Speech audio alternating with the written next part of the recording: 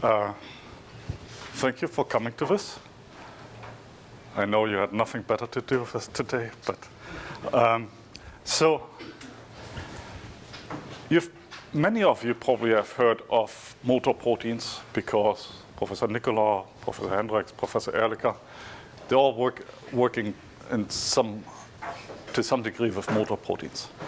And they're fascinating nanomachines, right? So the fact that you can have an axon extending all the way from your spine to your fingertip, and there are little molecules which walk down the axon is amazing.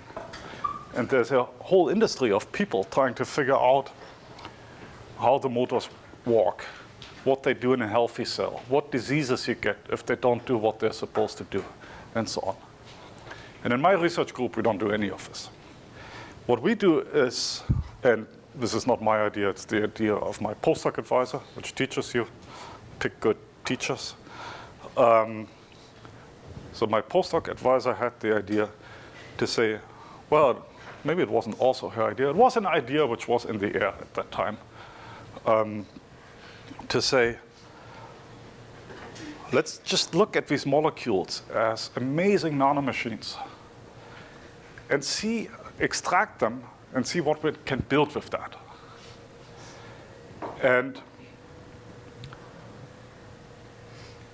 And what could we possibly build? So the idea was, okay, we're going to build a little nanoscale transport system.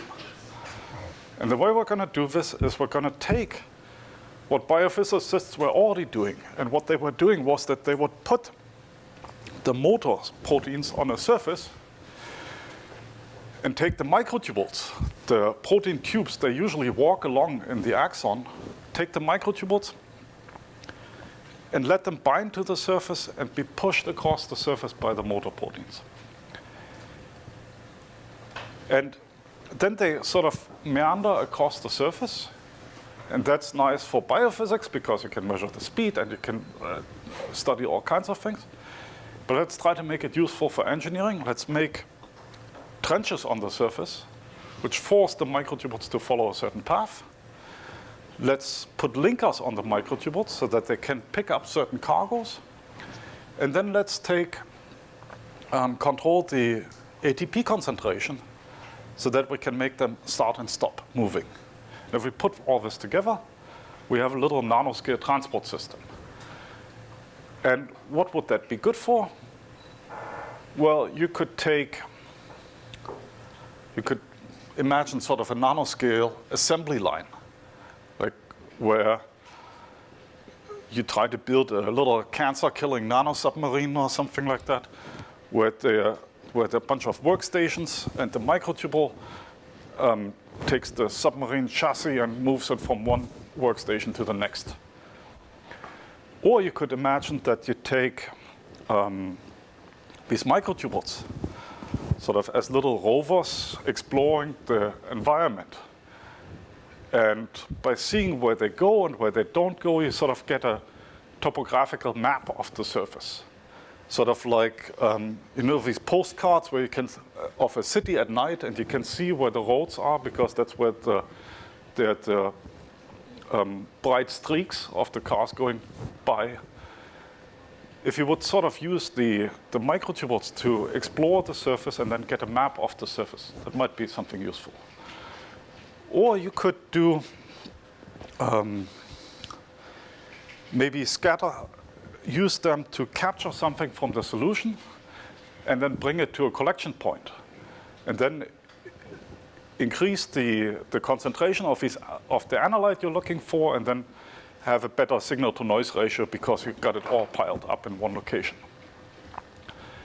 And so we've been pursuing that for a few years. We tried to build a device called a smart dust biosensor.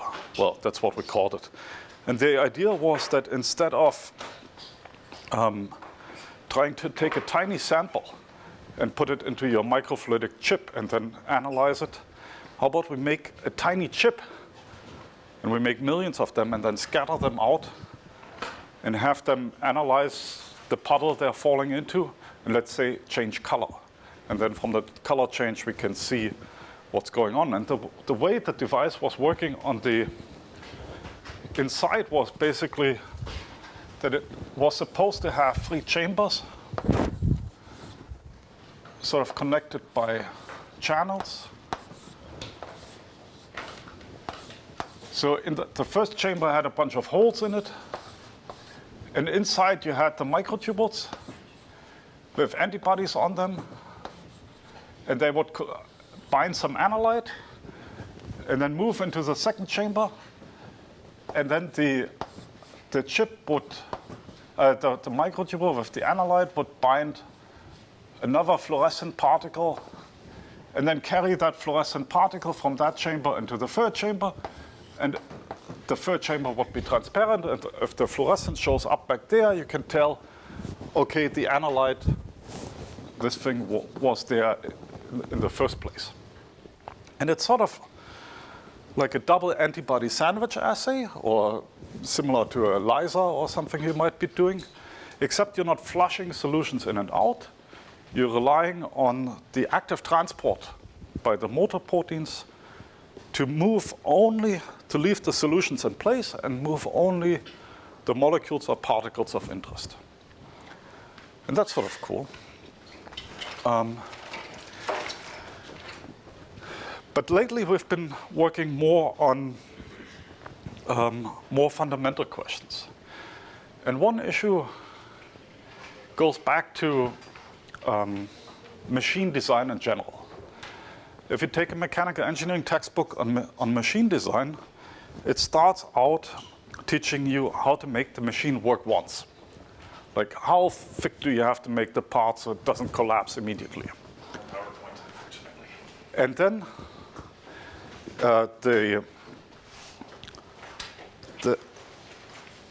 the next chapters are then how to make the machine work 1 million or 1 billion times.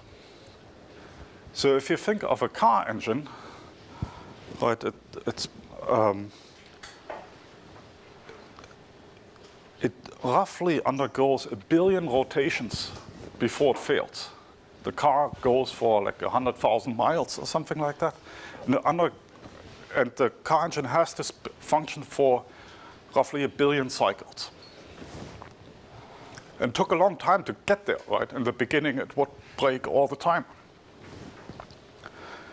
Now, if you calculate how often your heart muscle contracts before you die, it's also about 1 billion cycles. But the way it gets to 1 billion cycles is very different from a car engine. In the heart muscle, the motor proteins which are responsible for the contraction are replaced roughly every day or 2. So your building blocks last a very short time, but they're replaced 10,000 times in the lifetime of the system.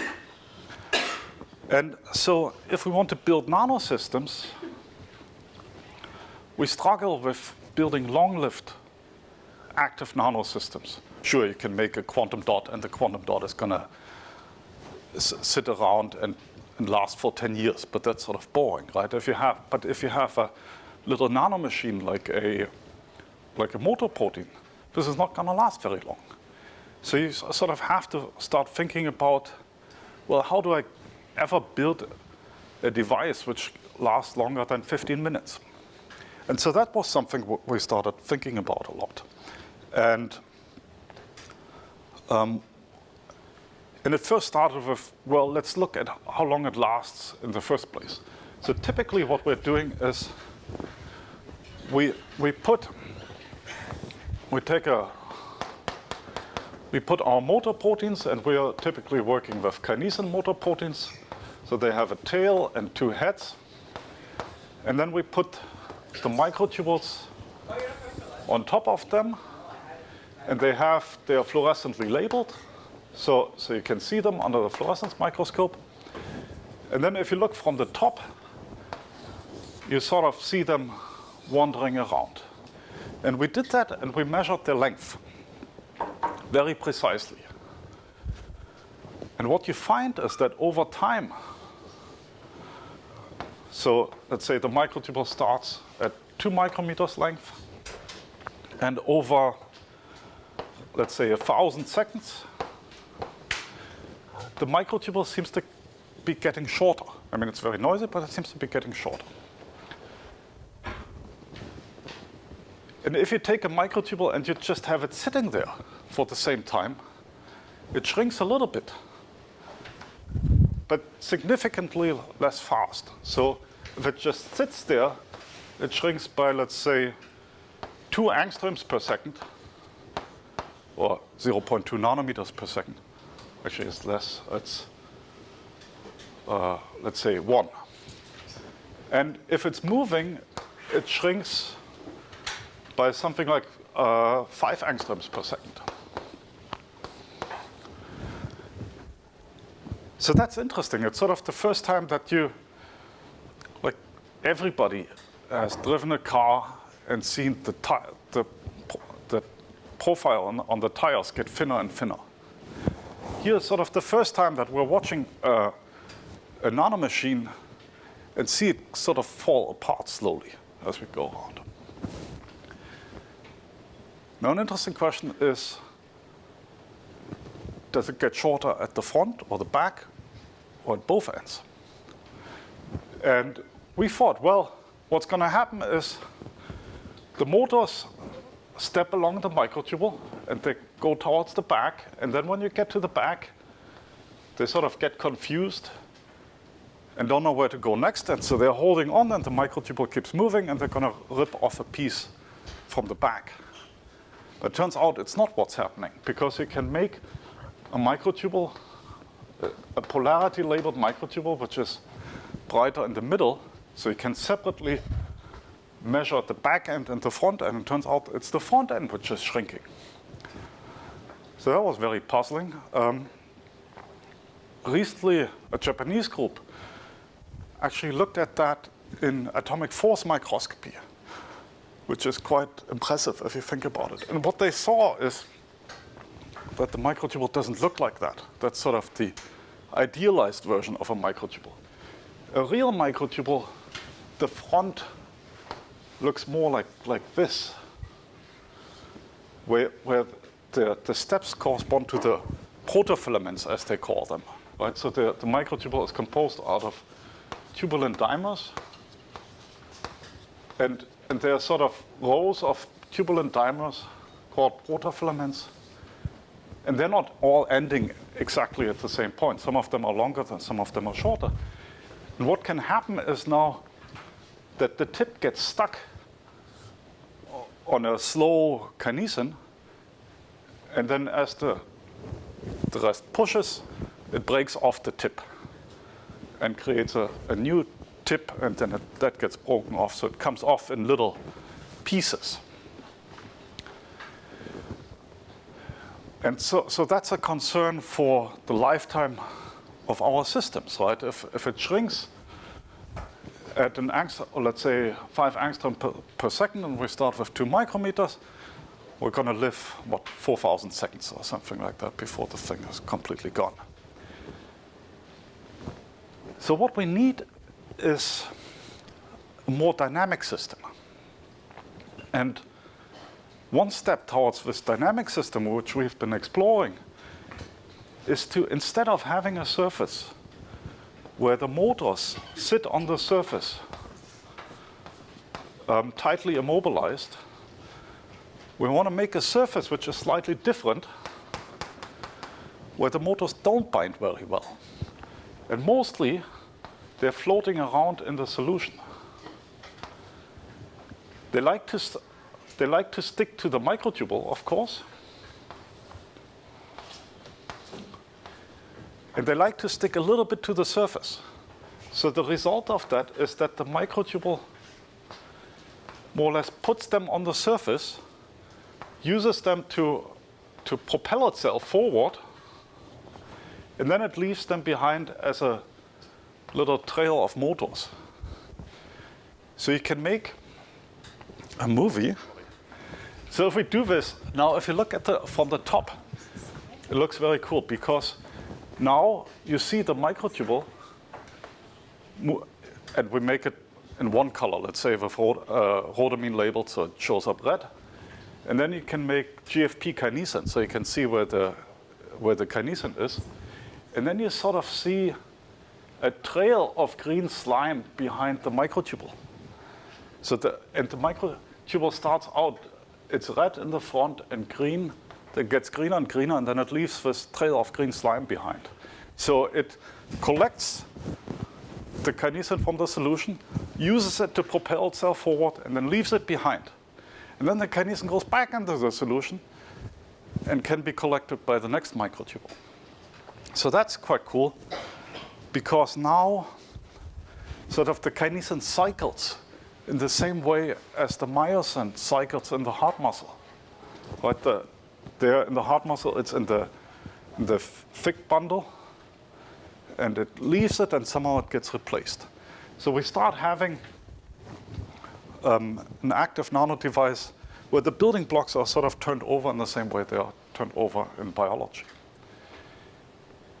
The other interesting thing about that is now what happens when the microtubule meets, when another microtubule meets that trail? Is it going to be influenced by the trail? Sort of in the same way as ants put down pheromones, and the next ant comes by and says, it smells good, and follows that track. Can we get the second microtubule to follow the first microtubule? And we've tried, and ultimately, can we all get them to go in one direction and generate a tremendous amount of force? And we tried that, and the problem is a little bit the microtubule is pretty stiff. So if it meets the trail on an angle, it would just go across.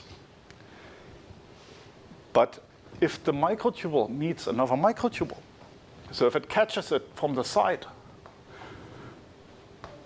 under the right conditions, it will not be able to cross the other microtubule and sort of follow that microtubule. Now they're combined, they make a thicker trail, and the trail sort of keeps them aligned. Otherwise, they would, in principle, they could drift apart from each other, but because they like to be where the trail is, they're now aligned. And so you start seeing bundles and so on moving around. So that's nice. So now we get sort of collective motion, and it's very interesting, and we analyze that. And that's sort of our current focus on that aspect. And I would have shown you all of this in cool movies, which you can see afterwards. Let me just see how far I got. Okay,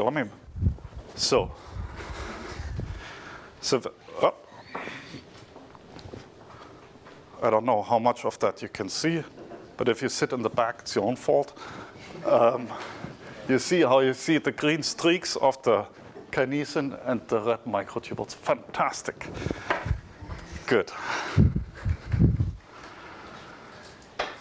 Oh, let me show you this one. You see this picture? You see the face?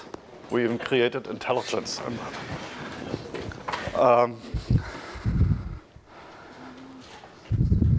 Good. So this is all very exciting, but we branched out a little bit from the motors and the microtubules. Because while it's a beautiful idea to have sort of the microtubules collect analytes from a solution and concentrate them, it's a fairly fragile biosensor, right?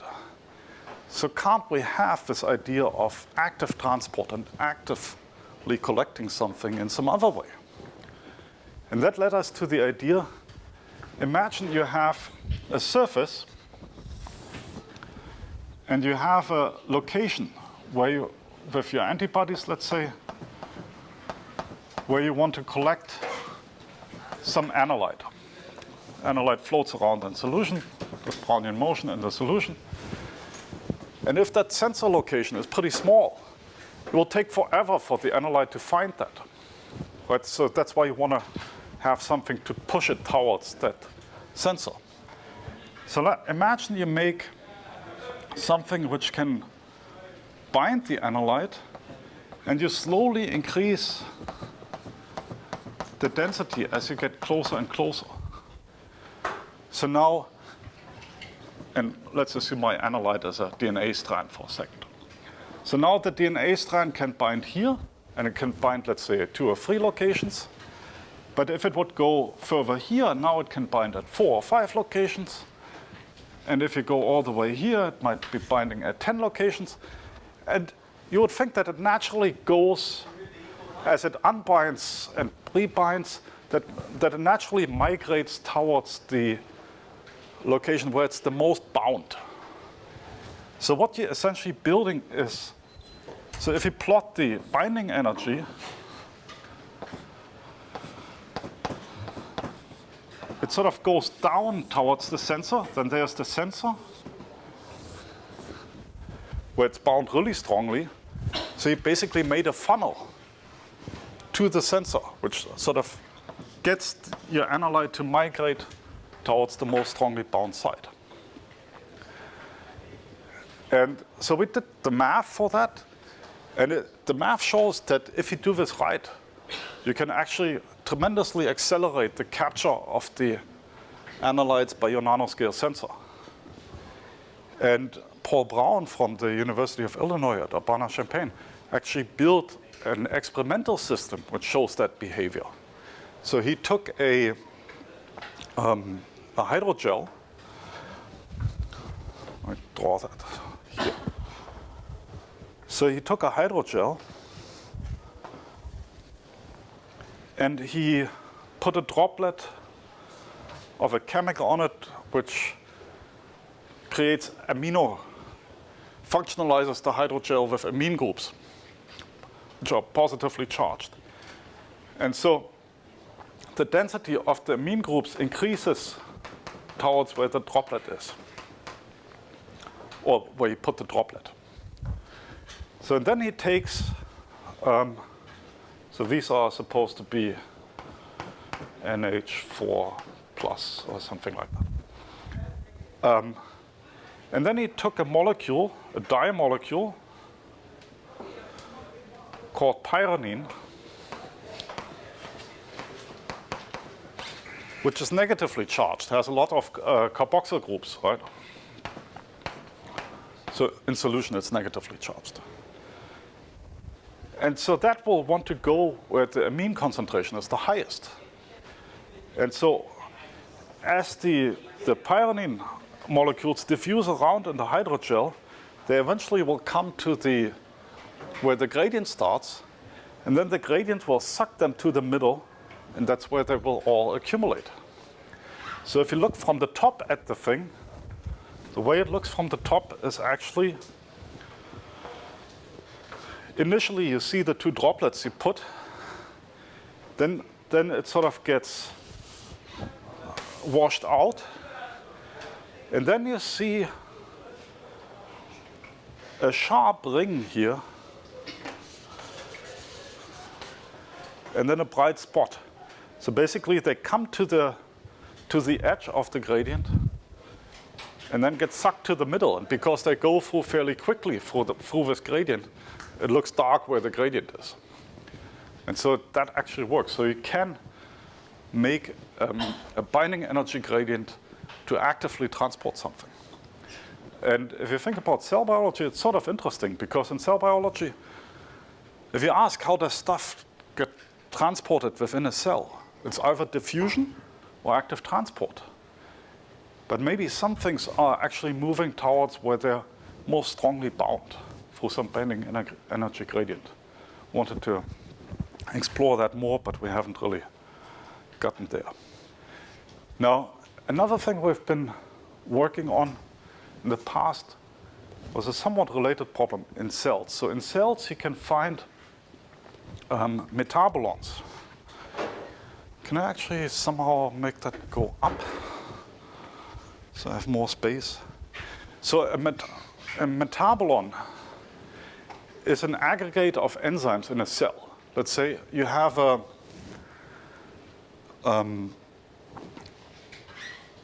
metabolic pathway where some metabolic molecule is being assembled in multiple steps by a sequence of enzymes. And you want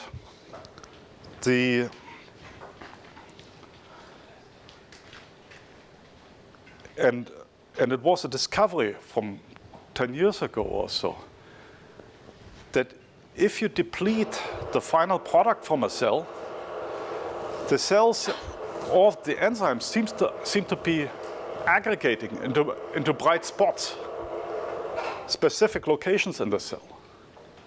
So that sort of makes sense, right? If they're supposed to work together and work becomes more efficient when they're close to each other, then the cell can regulate the activity of the pathway by either dispersing the enzymes, then there's low activity, or aggregating the enzymes, and then there would be high activity. But now, how would the enzymes know that they should come together? What's the force aggregating them?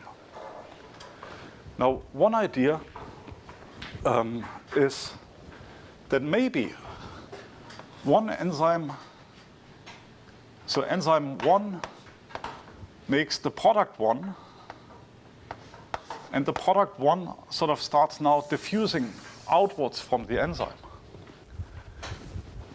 Now, if enzyme 2 floats around somewhere here, and product 1 is the substrate for enzyme 2, then maybe we have sort of the same situation, that the second enzyme likes to go where it can bind a lot of stuff, and that this drives it towards the first enzyme. So there, just as we have a gradient of binding partners here, we might have a gradient of binding partners here, and which sort of pull the second enzyme to the middle, or towards the first enzyme. And then the third enzyme gets pulled by the product of the second enzyme, and if you put it all together, you find a reason why at the end of the day, you have all the enzymes from your metabolic pathway in a little clump in your cell. Now I'm going to draw a cell here. There's the nucleus. And suddenly you see these little dots, these little clumps everywhere in the cell. And that's again one way you might have active transport in a cell, which is not even tied to motor proteins. You are using the energy, the binding energy between different molecules.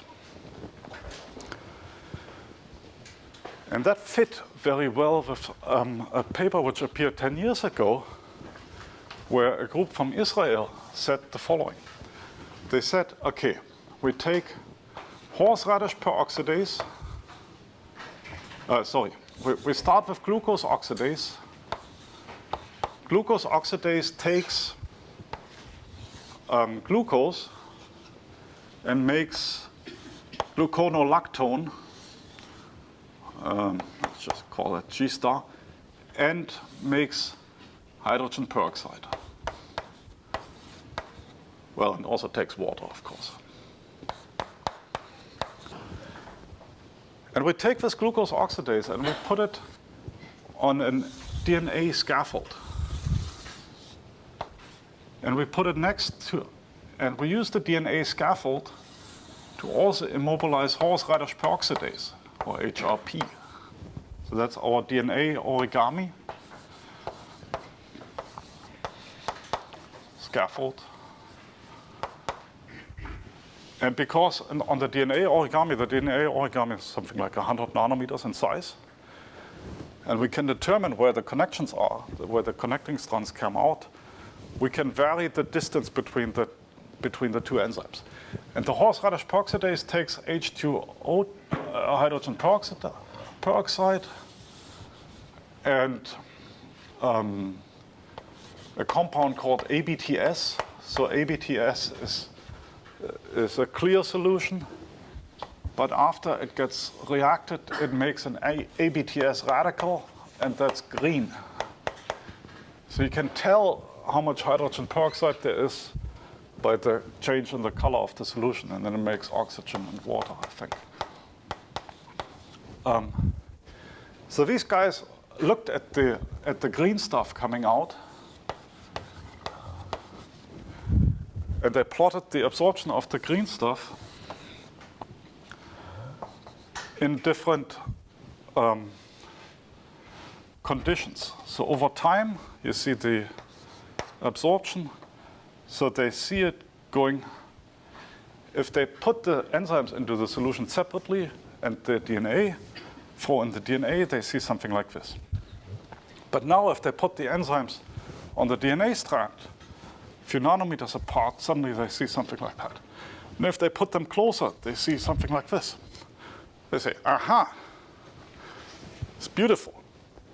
By putting the two enzymes close together, we can enhance the throughput of the cascade. It's sort of the same idea as the metabolome. They're close to each other, and it will go faster. And that spawned a couple of hundred papers from other people who would use different enzymes and different DNA strands, and most of the time they would see an enhancement. And we tried something like that with the motor proteins once. Our idea was, imagine you have your surface with the microtubules on there, and you're using what's called caged ATP. So that's an ATP molecule which has a side group conjugated to it, and you can use UV light to break off the side group, and then the ATP becomes available and can be used by the motors. So we thought, let's take our surface and we limit the illumination, put in the caged ATP, and limit the illumination to, let's say, 10 micrometers on top of one microtubule, so that we make ATP only here. Now we should be able to just move one microtubule.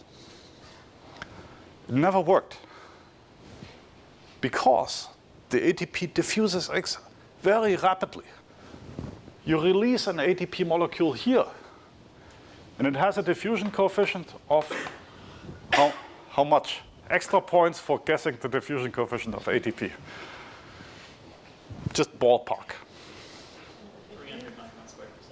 300 microns squared per second. Okay, good number. Let me take 1,000. I actually don't. You might be right. But something in the ballpark of that, right? So that means in a second, the stuff has diffused 30 micrometers or something like that. So you make it here, but it distributes itself very quickly all over the place. So when I saw this paper, I said, well, that must be clearly bullshit, right? Because the hydrogen peroxide is even faster than the ATP. And if you make it here, it's going to go all over the place immediately. And if the next one, if the other enzyme is 10 nanometers away or 20 nanometers away, it should have no effect whatsoever. So we wrote a couple of theory papers on that, and nobody cared. But then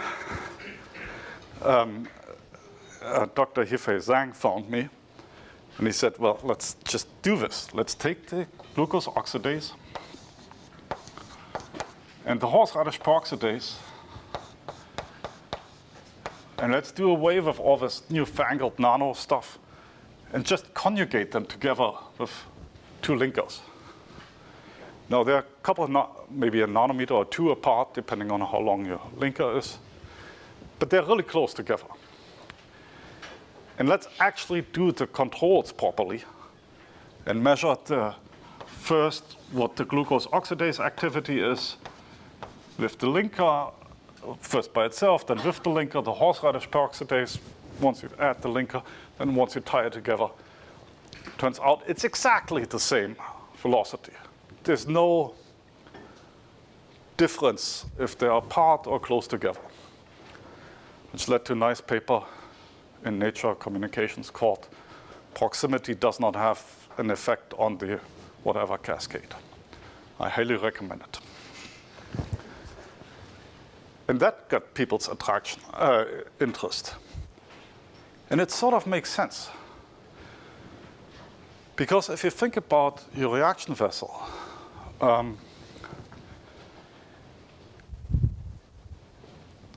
if you make a hydrogen peroxide here, even if it doesn't find the horseradish peroxidase active site on the first try, it will diffuse around and it will very quickly come back.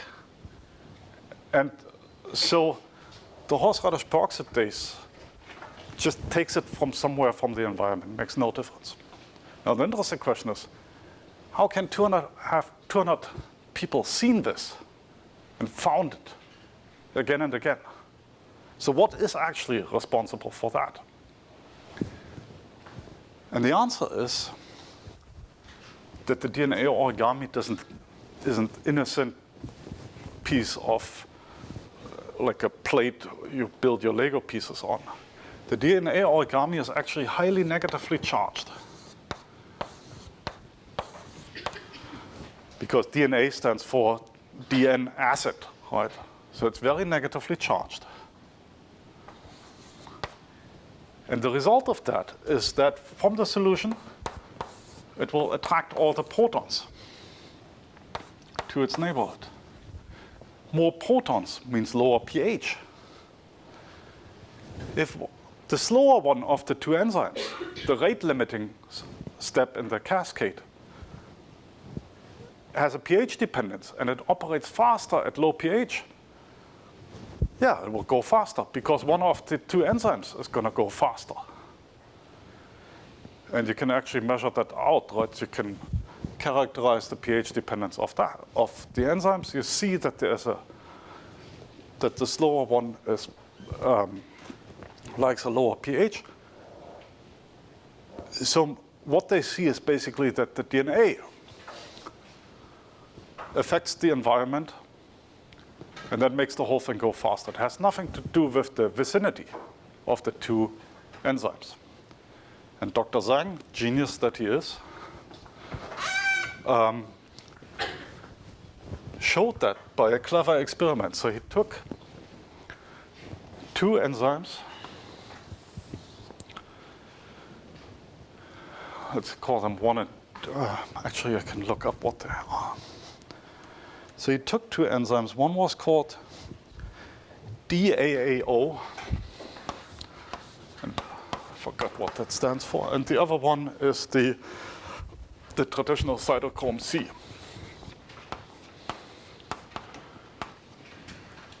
And and I apologize, I always have to remember which one is which one. So this likes, DAAO likes a high pH. This one likes a low pH. So ideally, you want to make them both happy, right? Then the cascade would go fastest, but you can't have two different pHs in your beaker. But what he did is he conjugated polyacrylic acid to the DAAO. So that has a lot of negative charges on it. It will attract the protons from the solution. So now, did I draw it the wrong way around? I did draw it the wrong way around. So that's exactly how it would not work,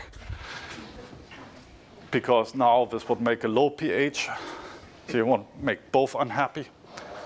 So the idea is, of course, to make the solution a high pH, put the polyacrylic acids chains on the cytochrome C, attract the protons here.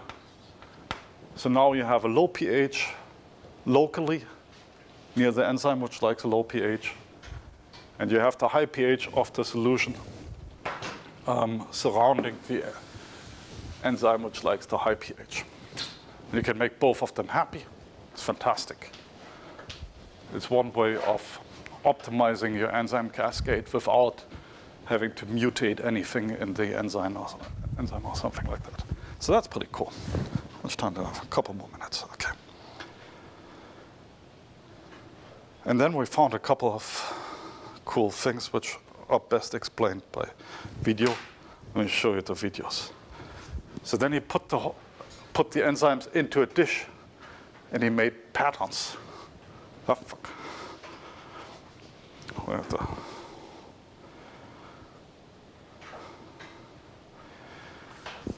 So you've got an enzyme reaction in a dish to make beautiful patterns. On the right, they're probably too small for you to see, but they look very, very good. On the left, they're too small because it depends on the thickness of the solution. On the right, you make something which looks almost like a blastocyst. So we made life in a dish. You can read about it in Nature Catalysis.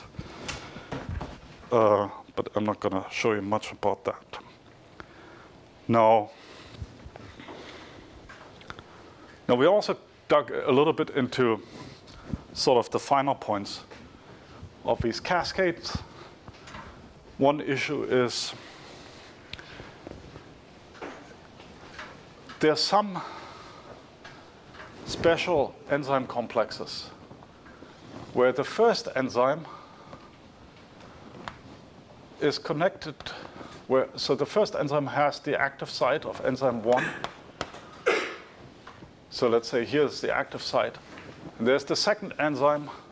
They're stuck together in such a way that there's a little tunnel inside which connects the two enzymes. So there you have a situation where where the intermediate molecule is spit out here, it has to go directly to the next active site. That works. It's different from the DNA thing because the intermediate molecule is stuck in that tunnel and cannot go anywhere. It's in tryptophan synthase where that plays a role. And the technical question here is, if you like chemical engineering and math, is now that you have this tiny volume and you have just 1 or 2 molecules in there, can you still talk about the concentration? Because your concentration now has discrete values. It's either 1 molecule per 10 cubic nanometers or 2 molecules per 10 cubic nanometers. There's no such thing as 1.5 molecules per 10 cubic nanometers. So if you model everything the way you're used to modeling it with rate equations where you say, oh, the concentration over time is simply the reaction rate of enzyme 1 times the substrate concentration of enzyme. So that's the concentration of the intermediate minus and so on. If the concentrations have integer values, you can't technically use that because that assumes that the concentrations are smooth, like in your beaker, right? In a beaker, you can have any intermediate concentration value you want because there's so many molecules. The difference between 2 times 10 to the 4 molecules per liter and 2 times 10 to the 4 plus 1 molecule per liter is going to be unimportant. So we looked into that, and it turns out there are actually differences in the predictions if you do that. If you model this carefully with the same mathematical tools you use to model, for example, the passing of packages in the internet, the passing of in the internet, there are differences to this continuous description, but they're actually fairly small, so you're probably not going to measure that. And you can read about that in ACS catalysis. The other interesting paper we made recently is, here we're talking a more basic thing of enhancing reaction rates and cascades is to put everything into a little compartment, like a bacterial microcompartment. Because if you make a compartment and you put the 2 enzymes into the compartment, the intermediate cannot escape. So you will have a high intermediate concentration. But if the holes in the compartment are very small, also your substrate can't get in and the product can't get out. Sure, you keep the intermediate, but otherwise nothing goes in and out. So tiny holes are bad. Gigantic holes are also bad because then the intermediate can go back out. So there's some happy medium, and we wrote a little paper which made very simple models of predicting when does it make sense to have a compartment like that. And then I was about to talk about enhanced diffusion, which is, in my opinion, not real, but there are a couple of interesting papers about that. But I will spare you that because my time is up. And so let me just say, I get money from various places in the US. And I have students from all over the world. And they're in principle all smarter than me, except when they meet with me. They seem very, anyways. So I have extremely nice students. If you ever meet one of them, they're good fun. And yeah, thank you for your attention. It was a pleasure to have you.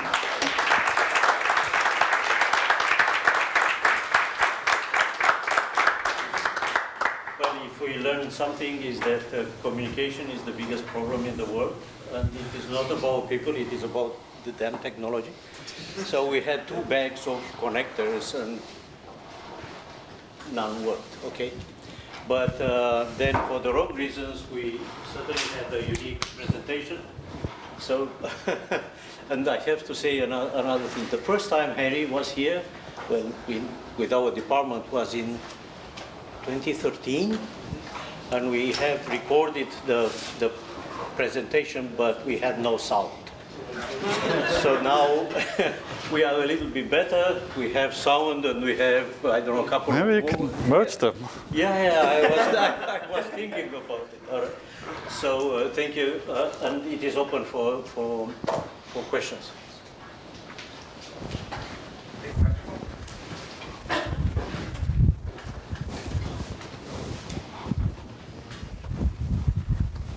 I was just. Okay. I think it just records. It doesn't actually amplify. It's just visual. Okay. I was just wondering if you think that the cell's way of making these compartments is by phase separation or. Oh, membraneless organelles, phase separation, stuff like that. So the compartments I was modeling are actually purposefully made compartments, like the bacterial microcompartments. They have precise pores. They have, and so they are made on purpose by bacteria and cells, presumably to keep toxic intermediates away from the rest of the cell. Now, lately, it's been a big discussion, and people have discovered these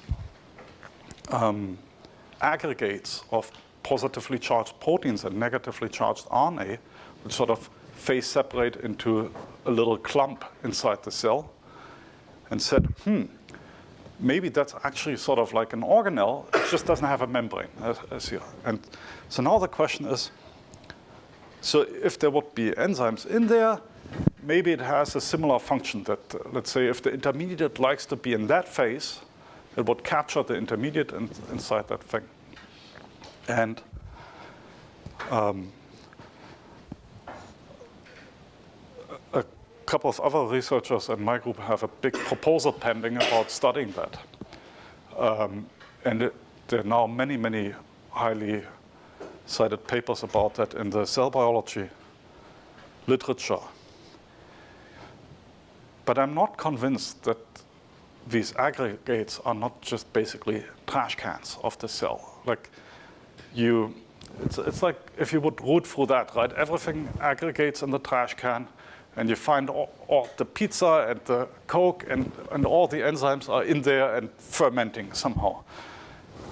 But they're not doing that purposefully, right? That it doesn't play a role in the cellular metabolism. And so it's to me still an open question if the cell has these membraneless organelles or coacervates or whatever you want to call them on purpose. I don't know.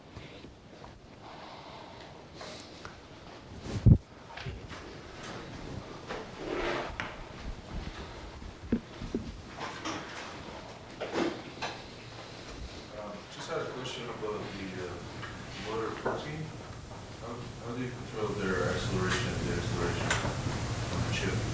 Yeah, so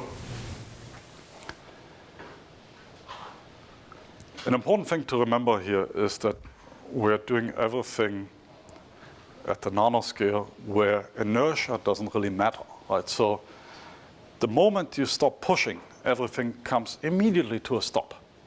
So acceleration here, you have to think about, it has a velocity as long as you're pushing, and the moment you stop pushing, it comes to a stop.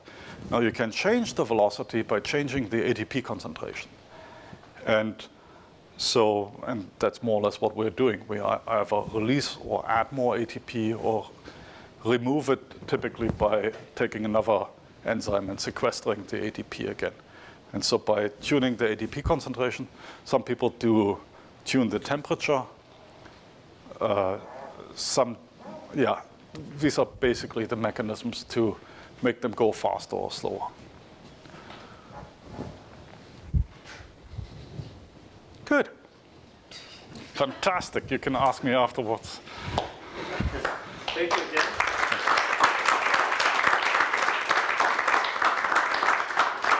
I guess that you give me the credit that this is the man who knows everything about what they want to promote. He demonstrated it. Thank you again. Thank you.